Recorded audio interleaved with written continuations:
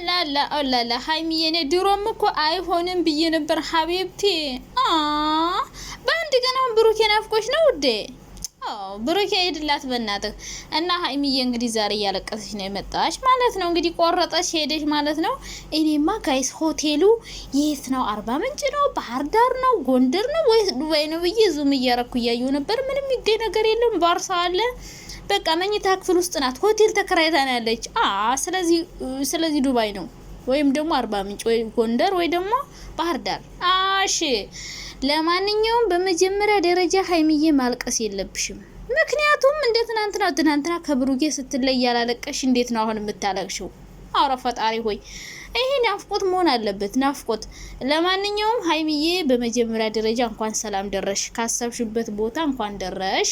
ሁለተኛ ነገር ደግሞ የፈለገ ቢከፋሽ የፈለገ ብታዘኝ ለቅሶሽን፣ ሀዘንሽን፣ ድክመትሽን ለማንም ማሳየት የለብሽም። ለማን ብልሽ ታለቅሻለሽ? የተለያየ ሰው አይገናኝ ማለት አይደለም። የፈለገ ነገር ቢፈጠር ብትለያዩ፣ ርቀት ቢገድባችሁ፣ እውነተኛ ፍቅር ካለ መቼም ቢሆን አትለያዩም። ይሄን ማመን አለብሽ። በሁለተኛ ደረጃ ከብሩኬ ተለይተሽ መኖር ማቺ ከሆነ በጣም መተውጁ የምታፈቅሩ ከሆነ ነገሮችን አስተካክላችሁ በቀጠል ትችሉ ነበረ። ስለዚህ ሀይሚዬ እዚህ ጋር ድክመትሽን ለማንም ማሳየት የለብሽም። ምክንያቱም በዚህ እየተሳለቁ ጀመረች፣ ማነፍጨል ጀመረች። ገና ከመሄዷ ገና በአንድ ቀኗ ነው የሚሉሽ።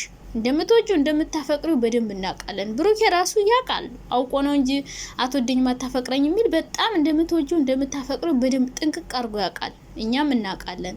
እሱ እንግዲህ ይወድሻል ብለን እንደምናስበው ያው እንግዲህ ይወድሻል ብቻ እና እንደዚህ እየተዋደዳችሁ ችግሮቻችሁን ፈታችሁ መቀጠል እየቻላችሁ የሚያስቀና ፍቅራችሁን ትተሽደሽ አሁን ማልቀስ የለብሽም። ቢካፋሽ ብታዝኝ ብቸኝነት ቢሰማሽ ራሱ የፈለገ ብቸኝነት ቢሰማሽ በተአምር እንዳታለቅሽ፣ በተአምር ማለት ነው።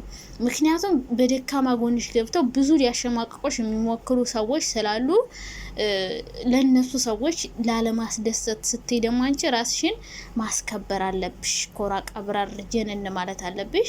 እና ሀይሚዬ የኔ ውድ እህት ምንም ቢፈጠር ማልቀስ የለብሽም። ድክመትሽን ለማንም አታሳይ። አንቺ ደግሞ ጎበዝ ነሽ፣ ጀግና ነሽ። የፈለገ ነገር ቢፈጠር ትናንትና ጎበዝ ጠንካራ ሆነሽ ምንም ሳታለቅሽ የሄድሽ ልጅ ከሄድሽ በኋላ ማልቀስ የለብሽም። እንደምትወጁ እንደምታፈቅሪ ባትነግሪንም በደንብ እናውቃለን። ምክንያቱም ከብዙ ሴቶች ጋር ሲመጡ ምን ያክል እንደምትጣይ ኢቭን ፍቅሩን ሳይገልጽልሽ እንኳን ምን ያክል እየተጣላሽና እየታገልሽ እንደነበረ ስለምናውቅ እና ደግሞ ተለያያችሁ ሄድሽ ማለት ተለያይታችሁ ትቀራላችሁ ማለት አይደለም። አንቺ በአንድ ቀን የተሳካልሽ ፕሮሰስ ለሱም ይሳካለትና ይመጣል። ከዛ አብራችሁ ፍቅራችሁን የምትኖሩበት እንደውም ከሀገር ሁለታችሁን ብትወጡ ጥሩ ነው። ውጭ ሆናችሁ ብትሰሩ ጥሩ ነው። ምክንያቱም የኢትዮጵያ ሰዎች ምቀኛ ናቸው፣ አያስቀምጧችሁም። በተለይ ቀይር ካላችሁ የተሻለ ነገር ካላችሁ ምናምን አያስቀምጧችሁም እና ሁለታችሁን ብትወጡ እንደውም ጥሩ ነው።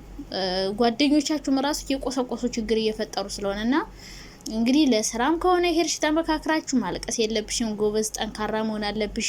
ምክንያቱም ከአሁን በፊት ጆሲ ቤት ስላወሩ ማለት ነው ብሩኬን ከሀገር ወጥቶ ከዛ ሁለታቸውን ለመቀየር ከዛ ብሩኬ ሄዶ ከዛ ሀይሚን ሊወስድ ምናምን እንደዛ ነበረ። የሆነ ሰዓት በሆነ ሴት ምናምን ሊጎዱ የነበሩት እንግዲህ እንደዛ ተሳክቶልሽ ለስራ ከሆነ ሄድሽው እስከሚመጣ ቆፍጠን ብለሽ ጎበዝ ሆነሽ መቀጠል አለብሽ። በተለይ ድክመትሽን ዩቲዩብ ላይ ማሳየት የለብሽም። እና ደግሞ እንዴት ካሜራ እንዳስቀመጥኩ እንዴት አፕሎድ እንደማረገው አለች ሀይሚ። ኧረ ተይ አንቺ ሀይሚ ነግሬሻለሁ። ተምብሌል እኮ ሁሉ የሚሰራው ተምብሌል ነው። ሶ ቪዲዮ ልከሽ ቤኪ ነው ኤዲት ያደረገው። ቤኪ ኤዲት አድርጎታል። የተቆረጠ ምናምን የለውም ቪዲዮ ላይ ግን ተምብሌሉ ምናምን የእሱ ነው። ብቻ በአጠቃላይ ሀይሚዬ ማልቀስ የለብሽም። የፈለገ ተአምር እስከዛሬ ያላለቀሽው ስትሰናበችው ሳታለቅሽ እንዴት አሁን ታለቅሻለሽ ከደረስሽ በኋላ? እና አይዞሽ። እንግዲህ አንዳንዴ ከሰው ተለይቶ ማያቅ ሰው በብዙ ሰዎች ተከቦ፣ በእርግጥ በብዙ ሰው ተከባለች ማለት አይቻልም። ሀይሚ ማንም ሲከባት አላየውም። ኢቭን ትናንት ስትሄድ እንኳን የሸኛ ሰው የለም። ሀሰንና ብሩኬ ብቻ ነበር ከጎኑ ያለ። ግን እሱንም ስታጣ ደግሞ ምናልባት የብቸኝነት ስሜት ሊሰማሽ ይችላል። ይመጣል ብዬ ተስፋ አረጋለሁ። እኔ እነዚህ ልጆች በጣም ግራ እያጋቡኝ ነው። ግራ ማለት ነው። እሺ አልሄደችም ስንል ሄድኩ አለችን ደግሞ እሺ ስንል ደግሞ አሁንም እያለቀሰች መጣች። እንዴ ብሩኬ በቀላሉ ሀይሚ እንደዚህ በቀላሉ ብሩኬን ተሰናበተች ምናምን ስንል እኛን ለማሳመን የሚሆን አላውቅም። ብቻ ዛሬ እያለቀሰች ነው የመጣች። አሳዝነኛለች የምር ስታለቅስ ማለት ነው። እንባዋ እንደዛ ውርድ ሲል አሳዝነኝ። ግን ሀይሚን አላምናትም። ካራክተር ትሰራለች፣ ጎበዝ ናት። ባለፈው እኮ እንዴት እንዳለቀሰች በፍራንክ አይታችኋታላ? የእውነት እኮ ነው ያለቀሰችው። እና ጎበዝ ናት የተሰጣትን ካራክተር ስትጫወት። ምናልባት እኛን ለማሳመንም ሊሆን ይችላል፣ አላምንም። አሁንም ቢሆን አላምንም። ብቻ ግን እውነት ቢሆን እንኳን ማልቀስ ድክመትሽን ማሳየት። ኧረ ስንት ሰዎች አሉ እንደዚህ ስታለቅሽ ደስ የሚላቸው።